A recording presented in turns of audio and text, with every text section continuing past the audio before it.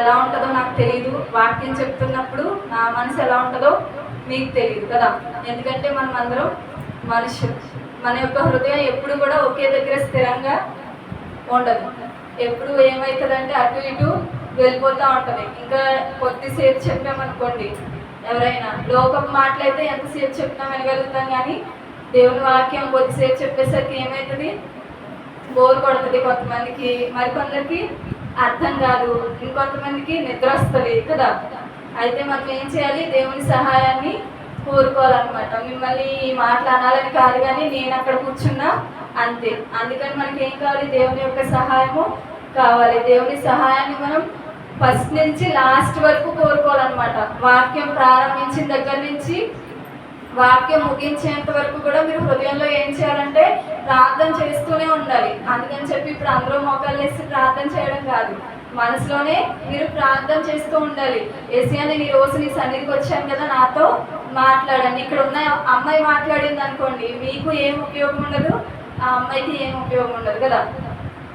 కాబట్టి మనతో ఎవరు మాట్లాడాలి, దేవుడే మాట్లాడాలి. ఆయన మాట్లాడితేనే మనకి ప్రయోజనం. ఇంకెవ్వరు ఈ లోకంలో ఎవ్వరు మాట్లాడినా ప్రయోజనం కాదు. యోహాను సువార్తలో ఒక మాట ఉంటుంది కదండి, ఆయనలాగా ఇంకెవరు మాట్లాడలేకపోయారంట. అంటే యేసు ప్రభు లాగా ఇంకెవరు మాట్లాడలేరు. అప్పుడు మనం ఏం చేస్తామంటే ఎంతసేపు మాట్లాడినా వింటాం. మన జీవితాలకి ఒక ప్రయోజనకరమైన సమయంగా ఈ సమయం మార్చబడుతుంది. దయచేసి మనం అందరం దేవుని వాక్య నిమిత్తమే ప్రార్థన చేసుకుందామండి. ప్రార్థన చేసి ముగించిన తర్వాత కూడా మీరు మీ ప్లేసుల్లో కూర్చొని మనసులో దేవుని అడుగుతూనే ఉండాలి. యేసయ్యా, ఎంతోమంది జీవితాలు మారినాయి కదా, ఎంతోమంది ఏవేవో సాక్ష్యాలు చెప్తున్నారు కదా, మరి నా జీవితం ఏంటి ఇంకా ఇలానే ఉంది, నాతో నువ్వు మాట్లాడవా అని మీరు అడగాలి.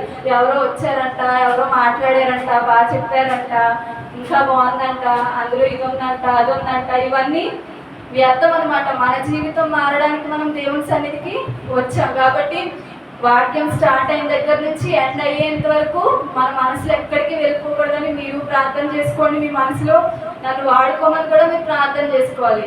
ఎందుకంటే దేవుడు వాడుకుంటేనే నేను వాడబడగలుగుతాను. నాకు ఎంత వాక్యం తెలుసు అనేది విషయము కాదు. కాబట్టి ఒకసారి మనం దేవుని యొక్క సన్నిధిలో ప్రార్థన చేసుకుందామండి. అందరూ మోకాళ్ళ మీదకి వచ్చినట్టయితే ప్రార్థన చేసుకుందాం.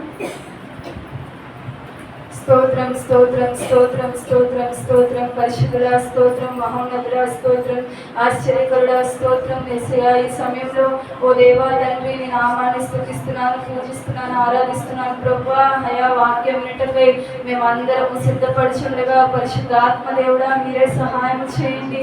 అయా దేవా తండ్రి, వాక్చాతుర్యంతో కానీ అయా లోక జ్ఞానంతో కానీ నేను మాట్లాడక దేవా నీ కృపలో అయా నీ ఆత్మతో మాట్లాడినట్లు మీరు సహాయం చేయండి. దేవా, మీరే కృప చూపించి నడిపించండి తండ్రి. అయా, మీరు మా మధ్య నుండి అయా మాతో మీరు మాట్లాడండి. అయా, మా నుండి మీరు ఏదైతే ఆశిస్తున్నారో ఆ రీతిగా మేము మార్చబడినట్లుగా మీరు సహాయం చేయండి. పరిశుద్ధాత్మ దేవుడా, నీ సహాయాన్ని కోరుకుంటున్నాం. అయా, ఇక్కడున్న ప్రతి ఒక్కరిని, నన్ను కూడా నీ యొక్క చేతులకే అప్పగిస్తున్నాను. ప్రభువా, మీరు మాతో మాట్లాడండి. అయా దేవా, మా యొక్క హృదయాలను, మా యొక్క అంతరంగ జీవితమును, అయా మా యొక్క ఆత్మీయ జీవితమును సరిచేసి నిలవబెట్టమని ప్రార్థిస్తున్నాను. సహాయం చేయండి, కృప చూపించండి.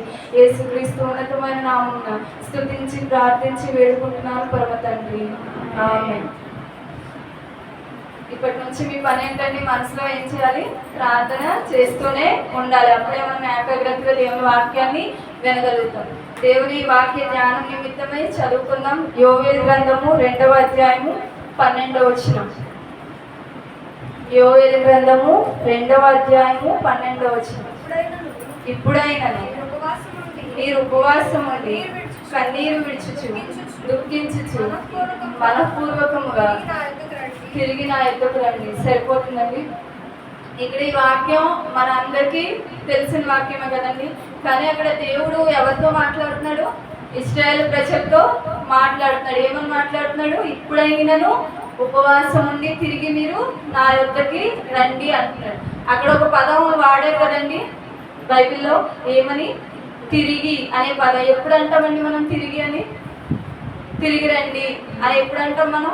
ఆల్రెడీ వాళ్ళు మన ఇంటికి వచ్చారు, ఇంకొకసారి రమ్మని అడగడానికి మనము అంటే వాళ్ళు వెళ్ళిపోతున్నప్పుడు తిరిగి రమ్మని చెప్తాం, అవునా కదా? ఇక్కడ దేవుడు కూడా తన యొక్క ప్రజలతో ఈనాడు మనందరితో ఏం చెప్తున్నాడంటే తిరిగి రమ్మని చెప్తున్నాడు అనమాట. అదేంటి, నేను ప్రతి ఆదివారం చర్చికి వెళ్తాను, ప్రతి శుక్రవారం వెళ్తాను, ప్రతి శనివారం వెళ్తాను అని మనం అనుకోవచ్చు. కానీ అక్కడ దేవుడు ఏం మాట్లాడుతున్నాడో తెలుసా?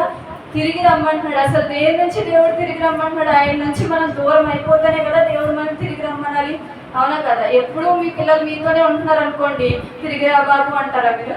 అనం కదా, ఎందుకని వాళ్ళు ఎప్పుడు మనతోనే ఉంటున్నారు కాబట్టి అసలు ఆ ప్రసక్తే రాదు. కానీ దేవుడు ఇక్కడ చెప్తున్నాడు తిరిగి రండి అని చెప్పి.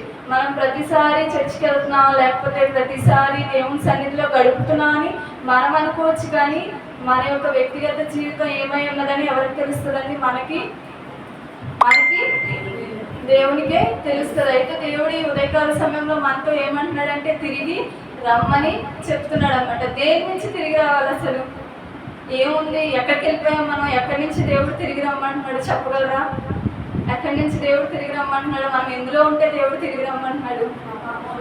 డిమార్ట్కి వెళ్ళానండి, అక్కడి నుంచి దేవుడు నన్ను తిరిగి రమ్మంటున్నాడు అంటారా? ఎక్కడి నుంచి దేవుడు మనం తిరిగి రమ్మంటున్నాడు? పోనీ ఇశ్రాయేల్ ప్రజలను ఎక్కడి నుంచి రమ్మంటున్నాడు? పాపం నుంచి. మరి మనం రక్షింపబడ్డాం కదా. ఇక్కడ మీరు అందరు రక్షింపబడ్డారా? ఎంతమంది రక్షింపబడ్డారు? చేతులు చూపించండి. అందరు రక్షింపబడ్డారు. రక్షింపబడ్డాం కదా, మరి మళ్ళీ పాపం నుంచి రావడం ఏంటి, తిరిగి రావడం ఏంటి? ఒకసారి చూద్దాం, చూడండి రోమాపత్రిక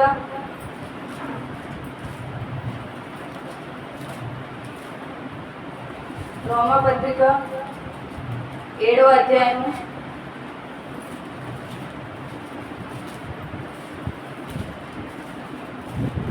17వ వచనాన్ని చదవండి. కావున ఇకను దాన్ని చేయనది నా యందు నివసించి పాపమే గాని నేను కాదు.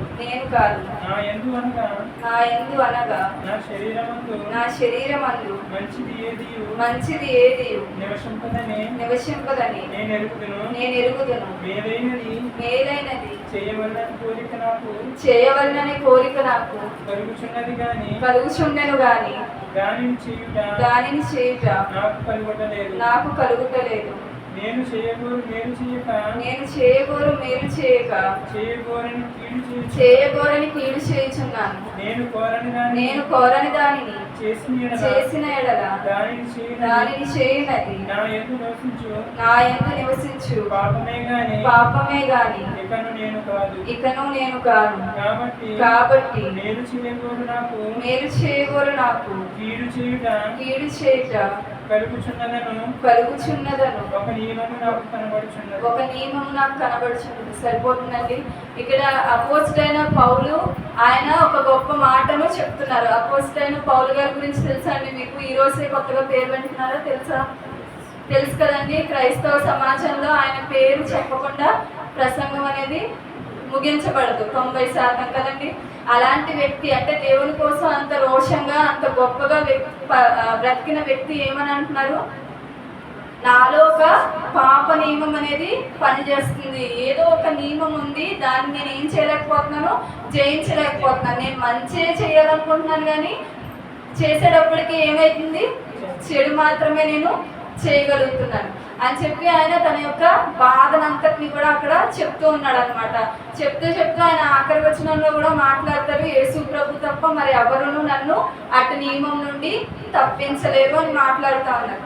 అయితే ఈ భక్తుడు ఆ రీతిగా ఆ యొక్క నియమం నుండి తప్పింపబడుతూ వచ్చాడు. తర్వాత దేవుని కోసం ఎంతో గొప్పగా బ్రతుకుతూ వచ్చాడు ఆఖరి నిమిషం వరకు ఆయన జీవితంలో. అయితే మన జీవితంలో మనం అలా నివసించగలుగుతున్నామంటారా?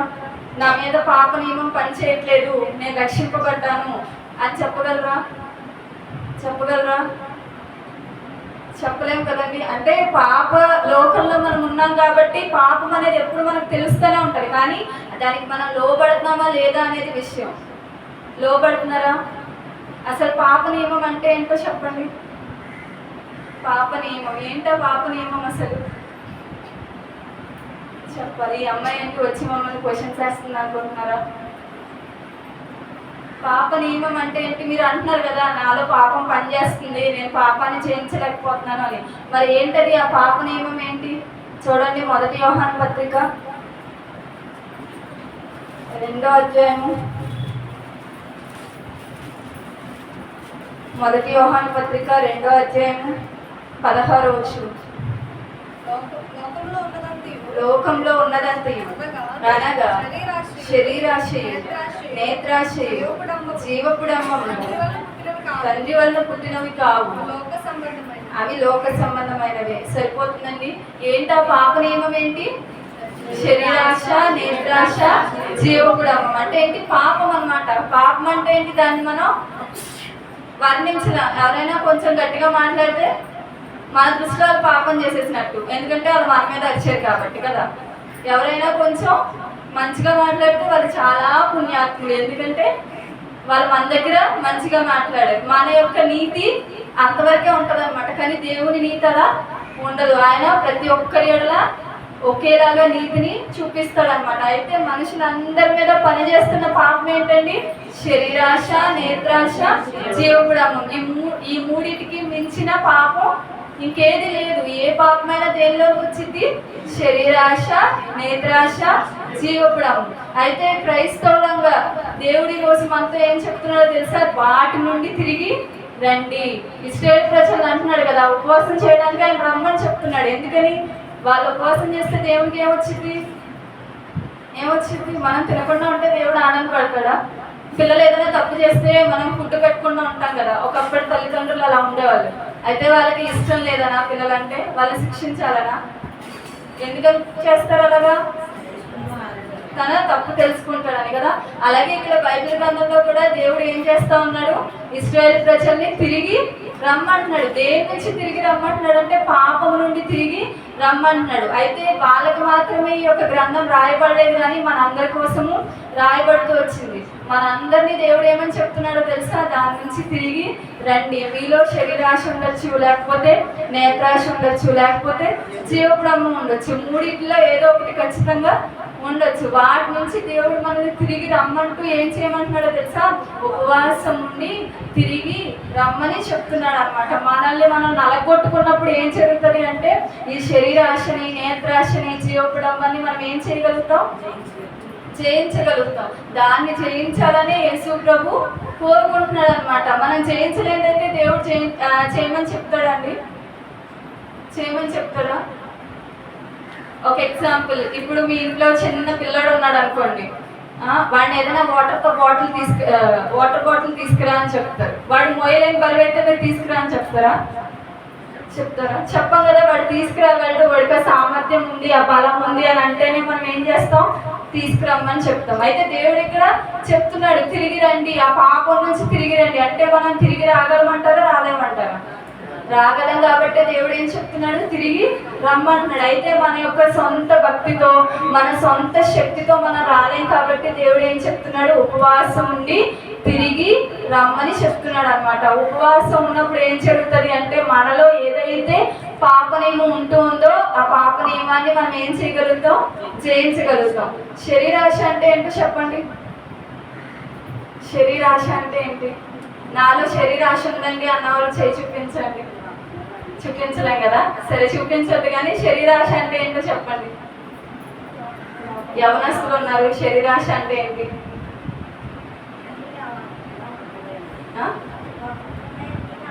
లోకం మీద ఉన్నాయన్నీ కావాలంట. శరీరాశ అంటే ఏంటండి? నేను బాగా అందంగా కనిపించాలి, అదేం ఆశ? శరీరాశ కదా. ఇంకేముంటాయి? నేను ఎక్కువగా తినాలి, ఆ ఫుడ్ తినాలి, ఈ ఫుడ్ తినాలి, అదేంటి? శరీరాశ కదా. మరి ఇంకా జీవపుడంబం అంటే అంటే మీలో జీవపుడంబం ఉందా? అసలు మనకి మాటలు అర్థమైతేనే కదండి మనలో ఏముంది, మన దేవుడి దగ్గరికి ఎలా తిరిగి రావాలి అనే విషయం అర్థమవుతుంది. అవునా కదా. అయితే జీవపుడంబం అంటే ఏంటండి? గొప్పలు చెప్పుకోవడం. ఇంకా చూడండి, జీవపుడంబం అనేది మనం యేసు ప్రభువులో రాకముందు ఒకవేళ మనలో ఉండొచ్చేమో, కానీ ఆయనలో వచ్చిన తర్వాత మనలో ఉండొచ్చు అంటారా? ఉండకూడదు. దాని నుంచి తిరిగి రమ్మని యేసు ప్రభు పిలుస్తున్నాడు. నేను కాబట్టి పాటలు బాగా పాడతాను, నన్ను కాబట్టి పిలిచారు కదండి. మనకి బయట ఉండదు, కానీ సంఘంలో ఉన్నప్పుడు మనకి ఏమనిపిస్తుంది? నన్ను కాబట్టి పిలిచారు, నేను కాబట్టి ప్రార్థన చేస్తాను, నేను చేస్తే అదైంది, నేను చేస్తే ఇదైంది. అదంతా ఏంటండి? జీవపుడమ్మం. అయితే యేసుప్రభు ఈ రోజు ఏం చెప్తున్నారో తెలుసా? దాని నుంచి నువ్వు తిరిగి రా. నీ అంతకు నువ్వు రాలేవు, కానీ నువ్వు ఉపవాసం ఉండి నా దగ్గరికి వస్తే నేను ఏం చేస్తాను? దాని నుంచి నిన్ను బయటికి తీసుకొని వస్తాను.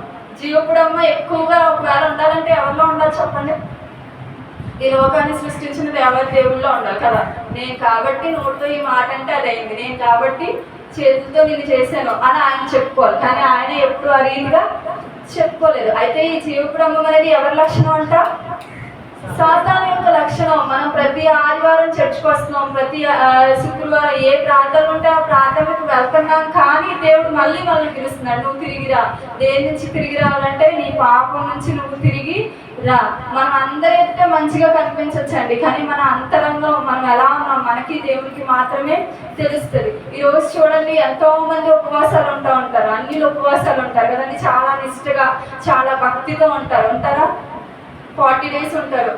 ముస్లిం సహోదరులు అయితే వాళ్ళ యొక్క లాలాజలం కూడా వాళ్ళు ఏం చేయరు, మింగరు, అంత నిష్ఠగా ఉంటారు. అయితే మన దేవుడు మనకిస్తున్న భరోసా ఏంటండి? తిరిగి రండి. వస్తే ఏం చేస్తాడంట ఆయన? మనం ఇప్పుడు అంతలా చేసామనుకోండి ఉపవాసం, ఏమవుతుంది? మన సొంత శరీరంతో, మన యొక్క సొంత భక్తితో మనం చేసామనుకోండి, ఏమవుతుంది? తర్వాత ఆకలేస్తుంది కదా. మళ్ళీ తర్వాత మన జీవితం మామూలే. కానీ దేవుడు పిలిచిన పిలుపుని తీసుకొని దేవుడి మీద ఆనుకొని, దేవా నాలో ఇది ఉంది, నువ్వు తిరిగి రమ్మన్నావు కదా, నేను వస్తున్నాను, నాలో అసూయ ఉంది, నాలో ద్వేషం ఉంది, నాలో స్వార్థం ఉంది, నాలో నేనే అన్న గర్వం ఉంది అని చెప్పి మనంతటి మనం ఒప్పుకొని దేవుని సన్నిధికి వస్తే దేవుడు ఏం చేస్తాడండి? ఏం చేస్తాడు? ఆ పాప నియమం నుండి దేవుడు మనల్ని విడిపిస్తాడు. అందరిలాగా మనం ఊరికే పాటలు పాడేసి, ఆరాధన చేసేసి, వాక్యం చదివేసి, వాక్యం చెప్పేసి వెళ్ళిపోమని దేవుడు చెప్పలేదు. అది కాదు అసలు భక్తి అంటే. మీ ఎవరికైనా మాటలు బాధ కలిగిస్తే దయచేసి క్షమించాలి, ఇవి నా మాటలు కాదు. మీ మనసులో మీరే ప్రార్థన చేసుకోండి. దేవుడు మీతో ఎంతైతే మాట్లాడతాడో నాతో కూడా అంతే మాట్లాడతాడు. నేనైనా సరే తిరిగి రమ్మని దేవుడు ఎందుకు పిలుస్తున్నాడు అంటే, నువ్వు ఊరికే వచ్చి వెళ్ళిపోతున్నావు. ప్రతి ఒక్కళ్ళు అన్నిలు కూడా భక్తి చేస్తారండి, చేస్తారో చేయరా? మనకంటే చాలా నిష్ఠగా చేస్తారు. కానీ దేవుడు కోరుకునేది ఏంటి? మనం వచ్చి ఇది మిగతా సంఘస్థులు ఎదుట మనము హాజరేపించుకోవడం కాదు, పాస్టర్ గారి దగ్గర హాజరేపించుకోవడం కాదు. ఎవరి దగ్గర ఎంచుకోవాలి? దేవుడి దగ్గర ఎంచుకోవాలి. అప్పుడు ఆయన మళ్ళీ తిరిగి రా అంటాడా? పాపం నుంచి తిరిగి రమ్మని అంటాడు ఆయన. మనం ఆల్రెడీ ఆయనకి దూరంగా ఉన్నాం, ఎక్కడో ఉన్నాం. చర్చిలో ఫస్ట్ ప్లేస్లో కూర్చుంటా నేను, కానీ దేవుని యొక్క దృష్టిలో నేను ఎక్కడున్నాను? ఎక్కడో దూరంగా పాపంలో ఉన్నానమాట. అయితే దేవుడు ఏమని చెప్తున్నాడు? దాని నుంచి నువ్వు బయటికి రా, తిరిగి రా. నువ్వు నీ అంతకు నువ్వు రాలేవని ఏం చేస్తే తిరిగి రావాలో? ఉపవాసం చేస్తే. ఉపవాసం ఎందుకు చేయాలండి? మనల్ని మనం నలగొట్టుకోవాలి. మనకి ఆటల్లో ఇంకా ఎక్కువ ఏమవుతుంది? ప్రార్థన వస్తుంది అనమాట, ఇంకా ఎక్కువ నొప్పి కలుగుతుంది కదా. అయితే అదంతా ఎప్పుడు జరుగుతుంది? దేవుని మీద మనము ఆనుకున్నప్పుడు. ఇంకా తర్వాత నేత్రాశ అంటే ఏంటో చెప్పండి? నేత్రాశ కదా, చూసిందల్లా కావాలి అని అనిపిస్తుందా మీకు? కొంతమంది ఉంటారు బయటికి వెళ్ళడం, వాళ్ళని బయటికి తీసుకెళ్ళాలంటే భయం వేసేది. పిల్లల్ని కదండి బయటికి తీసుకెళ్తే అది కొను ఇది కొను అని అంటారని చెప్పి భయం కలిగింది. కానీ పెద్దవాళ్ళం కదా మనం, చిన్నపిల్లలు అంటే వాళ్ళకి తెలియక అడుగుతారు అనుకోండి. పెద్దవాళ్ళం కదా మనం ఎన్నిసార్లు చూసిందల్లా కావాలని అనుకోలేదు. ఎక్కువగా యవనస్తులు అనుకుంటారు కదా, ఏమనుకుంటారు? ఆ హీరోలాగా నేను ఉండాలి, ఈ హీరోయిన్ లాగా నేను ఉండాలి, వాళ్ళలాగా నేను డ్రెస్సింగ్ స్టైల్ వేసుకోవాలి, వీళ్ళలాగా నేను హెయిర్ స్టైల్ వేసుకోవాలి అనుకుంటామండి. అంటే అదంతా ఏంటి? నేత్రాశ. అంటే చూసిన దాన్ని బట్టి మనకి ఏం కలుగుతుంది? లోపల ఆలోచన కలుగుతుంది అనమాట. అయితే అదంతా ఏంటి? పాపం. దీని నుంచే దేవుడు మనల్ని ఏమని చెప్తున్నాడు? తిరిగి రా. ఎలా రా? ఉపవాసం చేస్తూ తిరిగి నా యొద్దకి రా. ఇప్పటి వరకు నేను ఒకసారి కూడా ఉపవాసం చేయలేదండి నా జీవితంలో. అన్నోళ్ళు చేసి చూపించండి. దేవునికి స్తోత్రం. అయితే అందరూ ఏదో ఒకసారైనా ఉపవాసం చేశారు. మరి వచ్చేసారా బయటికి? వచ్చేసారా? శరీరాశ, నేత్రాశ, జీవపుడమ్మ నుంచి వచ్చేసారా బయటికి? చేసాం కదా మరి మనం ఉపవాసం. దేవుడు ఉపవాసం చేయన్నాడు, చేసాం, అయిపోయింది, వచ్చేసాము బయటికి. చూడండి రోమపత్రిక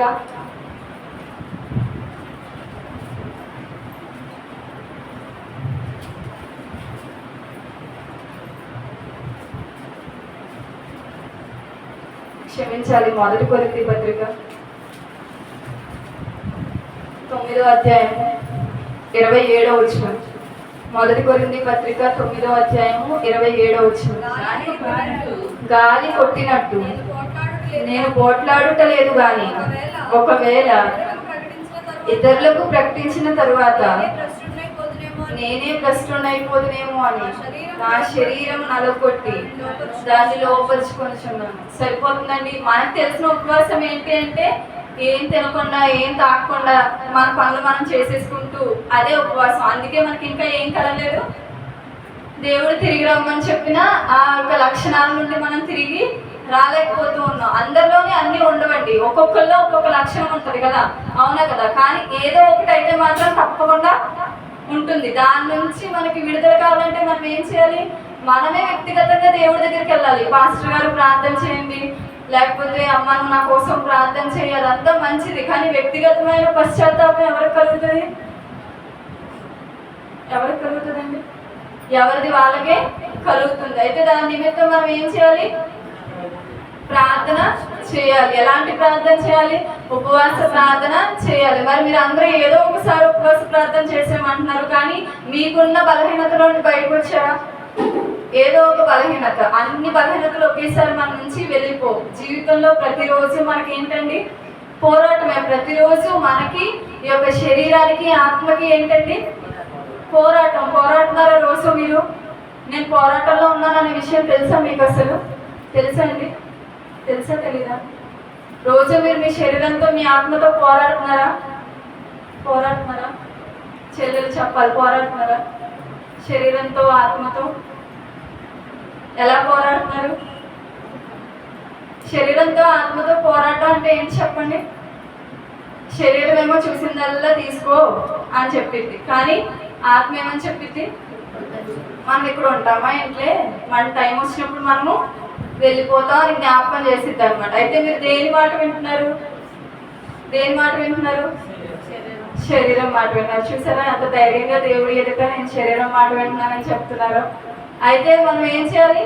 తిరిగి రావాలి దేవుని దగ్గరికి. దేవా, ఈ లోకం నాకు శాశ్వతం కాదని నాకు తెలుసు, కానీ ఆల్రెడీ అపోస్తలుడైన పౌలు చెప్పాడు కదండి. ఏమని చెప్పాడు ఆయన? నాకు తెలుసు కానీ నేను చేయలేకపోతున్నాను, నేను చేయాలనుకున్నది చేయలేకపోతున్నాను, మేలైంది చేయలేకపోతున్నాను. ఆయన ఆ రీతిగా దేవుని సన్నిధిలోనికి వచ్చాడు అనమాట. మనం కూడా మన యొక్క వ్యక్తిగత జీవితం నిమిత్తమే దేవుని సన్నిధిలోనికి రావాలి. పైకి మనం ఎంత మంచిగా కనిపించినా మన యొక్క వ్యక్తిగత జీవితంలో ఏ పాపం ఉందో మనకి దేవుడికి మాత్రమే తెలుసు. బయట వాళ్ళు ఎన్నైనా చెప్పొచ్చండి, ఆ అమ్మాయి చాలా మంచిదండి, ఆ అబ్బాయి చాలా మంచోడండి అని ఎన్ని మాటలైనా చెప్పచ్చు, కానీ ఎవరికి తెలుస్తుంది మన యొక్క అంతరంగ జీవితం? దేవునికి మనకే తెలుస్తుంది. అందుకే మనమే ఏం చేయాలి? దేవుని యొద్దకి రావాలన్నమాట. అయితే ఇప్పుడు ఉపవాసం గురించి మనం మాట్లాడుకుంటున్నాం కదండి. ఇక్కడ అపోస్తలుడైన పౌలు గారు మరొక మాట చెప్తున్నాడు, నేను నా శరీరాన్ని నలగొట్టుకుంటున్నాను. నిజమైన ఉపవాసం ఏంటి అంటే మన శరీరాన్ని నలగొట్టుకోవడం. ఇప్పుడు రోజు నాకు పాపం చేయాలనే అవకాశం కలుగుతుంది. రోజు నాకు ఏదో ఒక సందర్భంలో ఎవరైనా వచ్చి పొగిడారు అనుకోండి, వెంటనే ఏమవుతుంది? శరీరం ఉప్పొంగుతుంది కదా. ఉప్పొంగుతుందా లేదా? నన్ను కాబట్టి పొగుడుతాను, నన్ను కాబట్టి సిస్టర్ గారు, బ్రదర్ గారు. నేను బయట వ్యక్తుల గురించి మాట్లాడలేదండి, సంఘంలో జరిగే పాపం కదా. మన హృదయం మనకు తెలియకుండానే ఉప్పొంగుతుంది అనమాట. చెల్లి బాగా కీబోర్డ్ వాయిస్తుంది అని అనగానే మనకి ఇంకేమవుతుంది అనమాట మన హృదయంలో కదా. మనకి మనమే పైకి అదేం లేదక్క, పర్లేదక్క అంటాం, కానీ మనసులో ఏమవుతుంది? పాపం జరుగుతుంది, అవునా కదా. అయితే వీటన్నిటి నుంచి మనం బయటికి రావాలంటే రోజు ఉపవాసం ఉండాలి. ఉంటారా? రోజు ఉంటారా? ఉండగలం అసలు? మనం చెప్పే నార్మల్గా రోజు ఉండే, అంటే ఈ ఉపవాసం ఉండద్దని నేను చెప్పట్లేదండి, అది ఉండాలి, కానీ అది మాత్రమే ఉంటే వ్యర్థం. ప్రతిరోజు మనం ఏం చేయాలి? నలగొట్టుకోవాలి. దానికి ఎగ్జాంపుల్ ఎవరంటే అపోస్తలులు. అందరూ మనకి ఎగ్జాంపుల్ అన్నమాట. వాళ్ళు ఏం చేస్తూ వచ్చారు? ముఖ్యంగా అపోస్తలుడైన పౌలు గారు ఏం చేస్తూ వచ్చారు? తన యొక్క శరీరాన్ని తాను నలగొట్టుకుంటూ వచ్చాడు. అంటే దాని అర్థం ఏంటండి? ఏదైనా రాయి తీసుకుని ఆయన కొట్టుకున్నాడు అంటారా రోజు?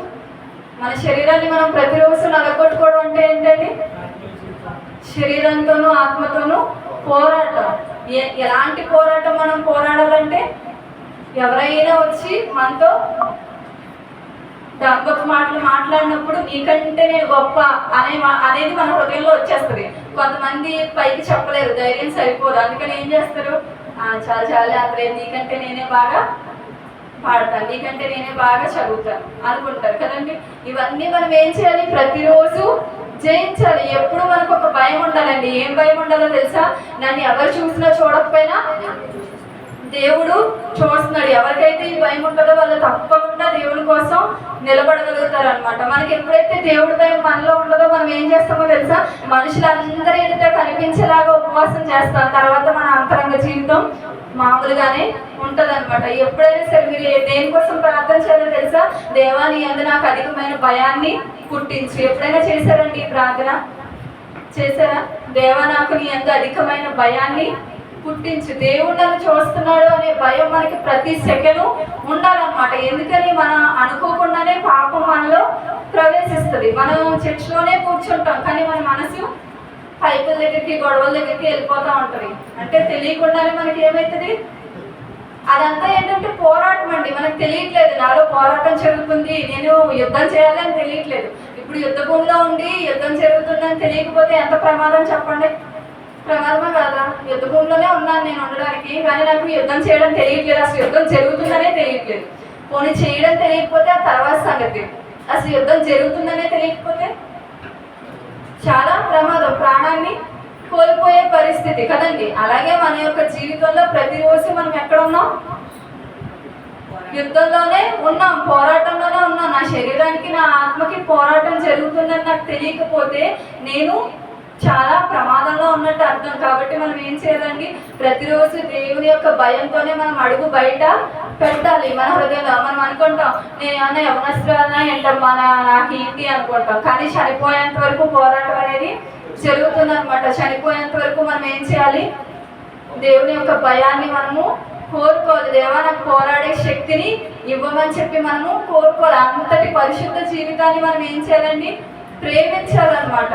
మన ఫ్రెండ్స్ ఎలా అయినా ఉండొచ్చు, కాలేజ్లో, స్కూల్లో, లేకపోతే మీ బంధువుల్లో, ఎవరు ఎలా అయినా ఉండొచ్చు, కానీ నేను ఎలా ఉన్నాను అనేది నాకు ముఖ్యం. ఎందుకంటే రేపు పొద్దుట దేవుని ఎదుట ఎవరి గురించి లెక్క చెప్పాలండి, మన పక్కింటి వాళ్ళ గురించి మనం లెక్క చెప్పాలా, ఎవరి గురించి చెప్పాలి, నా గురించి నేనే లెక్క చెప్పుకోవాలి. కాబట్టి మనకు ఆ భయం ఉండాలన్నమాట. దేవా నా యొక్క ఆత్మని నువ్వు కాపాడు అనే భయం మనకి ఏం చేయాలండి, ప్రతిరోజు మనలో కలగాలన్నమాట. నిజమైన ఉపవాసం అంటే ఏంటంటే ప్రతిరోజు మనల్ని మనం నలగొట్టుకోవడం. నేను బయటికి వెళ్తున్నాను, నన్ను పలానా వ్యక్తిని చూస్తా ఉన్నానంటే మనలో ఏం కలగాలి, భయం కలగాలి. నేను ఈ యొక్క పోరాటంలో నేను గెలవాలనే ఆ యొక్క రోషం మనకి కలగాలి.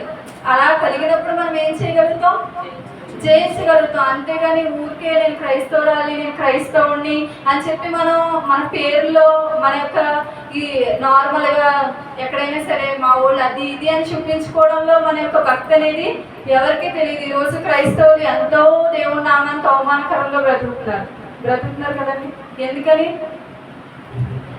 దేవుని సంఘానికి వస్తున్నారు కానీ ఆయన చెప్పినట్టుగా తిరిగి రాలేకపోతున్నారు, ఆయన చెప్పినట్టుగా చేయలేకపోతున్నారు. అందుకే వాళ్ళలో ఏం లేదు, పరిశుద్ధత లేదు. అందుకే అన్ని జనుల్లో ఏం కలుగుతుందండి, అవమానం కలుగుతుంది. దయచేసి మీరు అందరూ ఈ సమయంలో నా హృదయాన్ని నేను నలగొట్టుకోవాలి ప్రభువా, నా శరీరాన్ని నేను నలగొట్టుకోవాలి. అలాంటి ఉపవాసం నాకు కావాలని ప్రార్థన చేయండి. ఎందుకంటే నిజమైన ఉపవాసం అనేది అదేనండి. ఆ దేవుడు తిరిగి రమ్మని చెప్తూ వచ్చాడు, నువ్వు మంచిగా కాకుండా రోజంతా ఉంటే మంచిదే, అది మీ ఆరోగ్యం, మీ యొక్క వ్యక్తిగత జీవితం కదా. కానీ అంతకంటే ఎక్కువగా మనం అంతసేపు ఉపవాసం ఉండి ఇంట్లోంచి బయటకు రాగానే పక్కింటి వాళ్ళు గొడవ పడుతున్నారని చెప్పి అరిచేస్తే అదే ఉపవాసం చెప్పండి. మన శరీరాన్ని నలగొట్టుకోలేని ఉపవాసం వ్యర్థం. అసలు మనం శరీరాన్ని నలగొట్టుకుంటుంటే దేనికి, జయించడానికి, శరీరాశను జయించడానికి, నేత్రాశను జయించడానికి, జీవపు డంబాన్ని జయించడానికి. కానీ ఆ విషయం మర్చిపోయి మన ఇష్టానుసారంగా మనం బ్రతికేస్తూ బయటకు వచ్చిన తర్వాత మన ఇష్టానుసారంగా అందరి మీద అరిచేస్తూ అందరి మీద నేను ఇది అని చూపించేసుకోవాలనే తాపత్రయపడుతూ ఉంటే అసలు మనం ఉపవాసం చేస్తే ఏమైనా ఉపయోగం ఉందంటారా? ఏమైనా ఉపయోగం ఉందంటారా? అయితే మనం ఏం చేయాలండి, ఏం చేయాలి, మన శరీరాన్ని నలగొట్టాలి ప్రతిరోజు. మీరు ఒకవేళ వారంలో ఒక రోజు ఉపవాసం ఉంటారో లేకపోతే 2 రోజులు ఉంటారో అది మీ వ్యక్తిగత జీవితం. కానీ అంతకంటే ముఖ్యంగా దేవుడి రోజు ఏం చెప్తున్నాడంటే నువ్వు ప్రతిరోజు ఉపవాసం ఉండు. అంటే నువ్వు ప్రతిరోజు నీ శరీరాన్ని నలగొట్టుకో. ప్రతిరోజు ఉపవాసం ఉండు అంటే మీకు అర్థం కాక ఇప్పటి నుంచి వెళ్ళిపోయి తినడం తాగడం మానేస్తే మీ ఇంట్లో వాళ్ళు వచ్చి నన్ను కొడతారనమాట కదా. ప్రతిరోజు ఉపవాసం ఉండడం అంటే దాని అర్థం ఏంటండి? శరీరాన్ని నలగొట్టుకోవడం, శరీరంలో కలిగే ప్రతి కోరికని మనము జయించడం. మన ఫ్రెండ్స్ ఎలా అయినా ఉండొచ్చండి, కానీ మనం మాత్రం ఎలా ఉండాలి? దేవుడికి నచ్చినట్టే ఉండాలన్నమాట. మనం దేవుడికి నచ్చినట్టు ఉన్నప్పుడు లోకానికి ఏమవ్వు? మనం దేవుడికి నచ్చినట్టు ఉంటే లోకానికి ఏమవ్వని చెప్పండి. వింటున్నారా అసలు మీరు? అందరూ అలా డల్గా అలా చూస్తున్నారు. మనం దేవుడికి నచ్చామనుకోండి, లోకానికి ఏమవుతాం కదా. లోకానికి మనం నచ్చం. ఇదేంటి సినిమాకి రమ్మంటే రానంటుంది, చాలా చేస్తుందిలే అంటారు ఫ్రెండ్స్. అంటారా? అన్నారా మిమ్మల్ని ఎప్పుడైనా? లేదు మేమే వెళ్తాం అంటారా కదా. మనం ఒకవేళ దేవునికి నచ్చినట్టుగా ఉండాలని పరిశుద్ధంగా బ్రతకడం ప్రారంభించాం అనుకోండి, వెంటనే లోకం మనల్ని ఏం చేస్తుంది? ద్వేషిస్తుంది అనమాట. మనల్ని ఎంత మాత్రము ఇష్టపడదు. అప్పుడు మనం ఏం చేయాలి? అమ్మ నాకు లోకమే ముఖ్యం, నేను వాళ్ళతోనే ఉంటానని చెప్పి వెళ్ళిపోవాలా? అలా వెళ్ళకుండా మనం బ్రతుకుతాం చూసారా? అదే శరీరాన్ని నలగొట్టుకోవడం. మన పాత జీవితం, నేను గతంలో పెద్ద కోపిస్తుదాన్ని అని అంటే నేను మళ్ళీ తిరిగి దానికి వెళ్ళకుండా ఉండడమే నా శరీరాన్ని నేను నలగొట్టుకోవడం. కొంతమందికి అక్కడ ఇక్కడ చెప్పే అలవాట్లు ఉంటాయండి. ఉన్నాయా మీ ఎవరికైనా? ఉంటే అది మీరు దేవుడు చూసుకోండి, సరేనా? అయితే ఏం చేయాలి? దాని నిమిత్తం దేవుడి దగ్గర అడగాలి. దేవా, నా శరీరాన్ని నలగొట్టుకునే శక్తి నాకు ఇవ్వి. ఎందుకంటే ప్రతి ఒక్కరికి తెలుసు కదండి, ఈరోజు కాకపోతే రేపైనా మీ అమ్మాయి వచ్చి అశుభ మాటలు మాట్లాడుతూ ఇంకెప్పుడు పిలవకండి మాస్టర్ గారు అంటారా? నా గురించే చెప్తున్నాను. నేను ఈరోజు కాకపోతే రేపైనా చనిపోతాను కదా. చిన్న వయసు అండి, పెద్ద వయసు అండి, ఏమన్నా ఉందో తెలుసా? తెలియదు. అయితే ఉన్నంతసేపు నా ఇష్టానుసారంగా బ్రతికేశాను అనుకోండి, తర్వాత ఏమవుతుంది? ఈ అమ్మాయి వెళ్ళి అక్కడ వాక్యం చెప్పింది పళ్ళ తీసుకో అంటాడు ఆ దేవుడు. దూతల మొహం మీద ఏం చేస్తారు? గేట్ వేసేస్తారు అన్నమాట. ఎందుకని? అప్పుడు నేను చెప్తాను, నేను అక్కడికి వెళ్ళి వాక్యం చెప్తున్నాను, నాకు అందరూ సిస్టర్ అంతగానే ఎంతగానే అన్నారని చెప్పాను అనుకోండి, ఏమంటారు అసలు నువ్వు ఎవరు అంటారు కదా. అవునా కదా? అందుకే మనం ఏం చేయాలి? ప్రతిరోజు ఏం చేయాలి? శరీరాన్ని నలగొట్టుకోవాలి. క్రైస్తవ కుటుంబాలంటే ఎలా ఉండాలో తెలుసా? పూర్తిగా శాంతితో సమాధానంతో నిండిపోయి ఉండాలి. కానీ ఈ రోజున క్రైస్తవ కుటుంబాలు ఎలా ఉన్నాయండి? అన్నిలు కూడా బాగుంటారు, అన్నిలు కూడా చక్కగా ఒకరితో ఒకరు ప్రేమగా ఆప్యాయతగా మంచిగా ఉంటారు. కానీ ఈ రోజున దేవుని యొక్క కుటుంబాల్లో, దేవుని పిల్లల కుటుంబాల్లో ఏమైపోయింది? సంఘంలోనూ గొడవలే, ఇళ్లలోనూ గొడవలే. చెప్పండి, ఎవరికి ఉపయోగం? మనం దేవుని యొక్క శక్తిని అవమానిస్తున్నట్టు కాదా? దేవుని యొక్క ప్రేమను అవమానిస్తున్నట్టు కాదా? చెప్పండి. ఈ మాటలన్నీ నవ్వుకోవడానికి కాదండి, దేవుని హృదయాన్ని ఒకసారి ఆలోచించండి. మనం ఈరోజు బ్రతుకున్నామంటే కారణం దేవుడు, ఊపిరి తీసుకుంటున్నామంటే కారణం దేవుడు కదా, తింటున్నామంటే కారణం దేవుడు. ఇలాంటి సాక్ష్యాలు 100,000 చెప్పి నేను బయటికి వెళ్ళి నా ఇష్టానుసారంగా బ్రతుకుతున్నాను, అప్పుడేమైనా ఉపయోగం ఉంటుందా? మన జీవితం ప్రతిరోజు సాక్ష్యాన్ని చూపించాలి. ప్రతిరోజు చదువుకుంటున్న ప్లేస్లో, వర్క్ చేస్తున్న ప్లేస్లో, ఇంట్లో ప్రతిరోజు సాక్ష్యాన్ని చూపించాలి. అది కష్టమేనండి, కానీ మనం ఏం చేయాలి? మనమే తగ్గాలి, మనమే తగ్గి చూపించాలి. అదే శరీరాన్ని నలగొట్టుకోవడం అంటే, అదే ఉపవాసం అంటే. దేవుడు అందుకే తిరిగి రమ్మంటున్నాడు. నువ్వు ఎప్పుడో కొత్తలో వచ్చినప్పుడు ఏం చేస్తూ వచ్చావు? కొత్తలో ఉన్నప్పుడు ఎలా ఉంటుందండి మనకి భక్తి? మీరు కొత్తలో ఉన్నట్టే ఉన్నారా భక్తిలో? చెప్పండి. యేసు ప్రభువుని తెలుసుకున్న కొత్తలో అలానే ఉన్నారా? అలానే ఉన్నారా? లేవు కదా. అంటే మనం మారిపోతూ వచ్చాం. అలా మారిపోవచ్చా మరి? యేసు ప్రభువుని తెలుసుకున్న కొత్తలో ఎంత భక్తి చూపించేస్తామండి మనం. ఏదైనా చిన్న విషయం, చిన్నదైనా సరే పాపం మన జీవితంలోకి వస్తుందంటే ఎంత భయపడిపోతాం. ఉందా మీకు అనుభవం? ఉందా? అసలు ఉందా? అని ఏదో చెప్పండి. ఉందా లేదా? కొత్తలో ఉన్న అనుభవం ఇప్పుడు కూడా మనకి ఉండాలి. అదే మనం ప్రతిరోజు దేవుని కోసం చేసే గొప్ప ఉపవాసం. దానికోసమే దేవుడు ఏం చెప్తున్నాడు తెలుసా? నువ్వు అప్పుడు ఉన్నట్టు ఇప్పుడు లేవు. కొత్తలో నువ్వు నన్ను ఎంత ప్రేమించావు, కొత్తలో ఎప్పుడు కూడా ఎక్కడికి వెళ్ళినా ఏసై గురించే కదండి. వాళ్ళు నోరు తెలిస్తే ఏమొస్తాయి మాటలు, ఏసై గురించే. విన్నా వినకపోయినా అవతల చెవులు మూసుకుంటున్నా చెప్పేస్తారనమాట. కానీ తర్వాత ఏమైంది, ఎవరైనా చెప్తుంటే మనం చెవులు మూసుకున్నాం. నాకు తెలుసులేరా బాబు, నేను అసలు బైబిల్ని 100 సార్లు చదివేశాను, 30 సార్లు చదివేశాను అని చెప్పి మనం ఏం చేస్తున్నాం, ఇప్పుడు మనం చెవులు మూసేసుకుంటున్నాం. ఒకప్పుడేమో మనం చెప్తే ఎవరైనా చెవులు మూసుకుంటే అయినా కానీ మనం చెప్పేసేవాళ్ళం. కానీ ఇప్పుడేమైందండి, మనం ఆ ప్రేమని మర్చిపోతూ వచ్చామన్నమాట. అయితే ప్రతిరోజు మనల్ని మనం నలగొట్టుకున్నాం అనుకోండి, ఆ ప్రేమను మనం ఎంత మాత్రము మర్చిపోలేమన్నమాట. దేవుణ్ణి మర్చిపోయి బ్రతికే ఎందుకు చెప్పండి, అవునా కదా? ప్రతిరోజు నలగొట్టుకోవాలి. దేవుణ్ణి ఒకప్పుడు నేను ఎంత ప్రేమించాను, బ్రతికితే ఆయన కోసమే అనుకున్నాను. తీసుకున్నారా ఆ తీర్మానం? ఎప్పుడైనా తీసుకున్నారు? దయచేసి దీనికి మాత్రం చేయి చూపించండి, మరేది అడగను. నేను దేవుళ్ళలోకి వచ్చిన తర్వాత బ్రతికితే దేవుని కోసమే అనే తీర్మానం తీసుకున్నాను అన్న వాళ్ళు చేయి చూపించండి, నేను కూడా చూపిస్తాను. నిజంగా నా మాట అర్థమైతేనే చూపించండి. చర్చిలో ఆల్మోస్ట్ ఉన్న వాళ్ళందరూ చేతికెత్తేసారు. అంటే ఏంటి, దేవుళ్ళలో వచ్చిన కొత్తలో బ్రతికితే దేవుడి కోసమే, ఇంకా ఏమైనా నాకు సంబంధం లేదు, ఇంకా బ్రతికితే ఆయన కోసమే తీర్మానం తీసుకున్నాను. అయితే నిలబడ్డ వాళ్ళు ఎంతమంది ఇప్పుడు చేయొద్దండి, నిలబడ్డ వాళ్ళు ఎంతమంది చేయొద్దండి. నేను బ్రతికితే ఆయన కోసమే, అలాగే ఉన్నాను. ప్రతిరోజు చూపిస్తున్నాను, ప్రతిరోజు ప్రతి విషయంలో. దేవునికి స్తోత్రం. ఒకవేళ అది నిజమే అయితే దేవుడు ఇంకా మీలాంటి వాళ్ళు లేవనెత్తాలని ఆశపడుతున్నాను. కానీ అలానే బ్రతకాలని దేవుడు కోరుకుంటున్నాడండి. ఎప్పుడో తీర్మానం తీసుకున్నాం, కానీ మనం మన శరీరాన్ని నలగొట్టుకోవడం మర్చిపోతున్నాం. అందుకే ఏమవుతుంది, తీర్మానం ఎప్పుడో మరుగున చేయబడింది అనమాట. అసలు దేవుని కోసం మన శరీరాన్ని ప్రతిరోజు నలగొట్టుకోవడం అంటే ఎంత కష్టమో తెలుసా మీకు? మన తప్పేం ఉండదండి, కానీ తిడతారు, పడతామా? మన శరీరం ఎలాంటిదో తెలుసా? మన తప్పు ఉండి తిడితేనే పడదు కదా, అవునా కదా? మన శరీరం ఎలాంటిదండి, తప్పు ఉండి తిడితేనే పడదు. అలాంటిది తప్పు లేకుండా తిట్టినా కానీ పడకుండా ఉండడం ఎంత కష్టం. ఉన్నారా ఎప్పుడైనా మీరు? నా తప్పేం లేదక్క, అయినా కానీ నేను పడకుండా ఉన్నానని చెప్పి ఎవరైనా చెప్పగలరా? అదే శరీరాన్ని నలగొట్టుకోవడం అంటే. ఏదో మనం చెయ్యని తప్పుకి ఎవరైనా నిందేశారనుకోండి, ఏం చేస్తాం? వెంటనే నేను ఎలాంటి దాన్నో నిరూపించుకోవాలని ఆశపడతామా లేదా? చేసిందాన్ని అంటే ఒప్పుకుంటానమ్మా, చెయ్యనంటే ఎవరు ఒప్పుకుంటారు? నేను ఎక్కడున్నాను, లోకంలో 10 మందిలో బ్రతుకుతున్నాను. ఏం చేయాలి? నన్ను ఇప్పుడు నిరూపించేసుకోవాలి. అందుకని ఏం చేస్తాను, అవతల వాళ్ళని ఏమైనా చేస్తాను. అన్నారా ఎప్పుడైనా ఈ మాటలు మీరు? ఇంట్లోనే, బయట ఎక్కడో కాదు.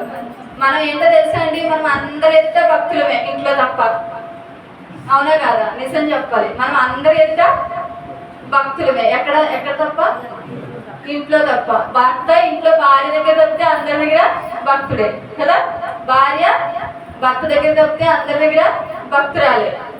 నవ్వుకోవడానికి కాదండి ఈ మాటలు, నిజంగా చెప్పండి, అది నిజం కాదంటారా? మనం నిజంగా ఇంట్లో వాళ్ళ దగ్గరే భక్తి చూపిస్తే వాళ్ళు ఎప్పుడో దేవుళ్ళలోకి వచ్చేసేవాళ్ళు. కానీ మనం ఏం చేస్తున్నాం, నలగొట్టుకుంటున్నాం శరీరాన్ని. అందరికీ కనిపించాలని బయటకు వచ్చినప్పుడు మాత్రమే నలగొట్టుకుంటాం. ఎలాగా?